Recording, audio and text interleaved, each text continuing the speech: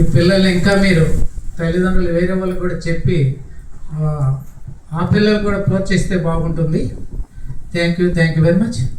ఇప్పుడు మనకి సారు కోదండపాణి గారు చాలా బిజీ షెడ్యూల్ ఉన్నా కూడా నేను సార్ని పిలవంగానే ఆయన మన పాఠశాల అంటే ఎంతో ఇష్టం.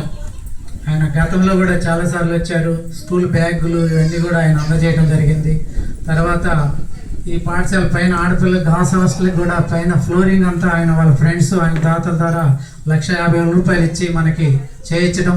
మన అమ్మాయిలకు మంచాలు కావాలంటే 4 మంచాలు అంటే 4 8 మంది పండుకునే మంచాలని సార్ ఏర్పాటు చేశారు. అవి సబ్సిడెంట్గా వచ్చినాయి సార్, ఒకసారి చూడొచ్చాయి కూడా. ఆ విధంగా మనకి సహాయ సహకారాలు అందిస్తూ ఇంకా మేము ఏంటంటే అడిగితే బాగుండదు, అడిగిన వాళ్ళని అడగడం బాగుండదు అనేది నా ముఖ్య ఉద్దేశం. దానివల్ల సార్ అడగనే కాదనకుండా ఆయన సాయం చేస్తూనే ఉన్నారు. అలాంటి మంచి మనసు ఉన్నటువంటి వ్యక్తులు 1000 మందిలో 10 మంది ఉంటారు. ఆ 10 మందిలో సార్ లాంటి వాళ్ళను గుర్తించగలగాలి. ఆ మంచి మనసు ఉన్న వ్యక్తులు సహాయ సహకారాలు అందిస్తుంటారు. కాబట్టి వారికి మనకు సహాయ సహకారాలు అందిస్తున్న వాళ్ళందరికీ కూడా తల్లిదండ్రుల తరపున మా పాఠశాల తరపున ధన్యవాదాలు తెలియజేస్తూ సార్ని మాట్లాడాల్సిందిగా పేరెంట్స్ కమిటీ ద్వారా ఆత్మీయ సమ్మేళనం గురించి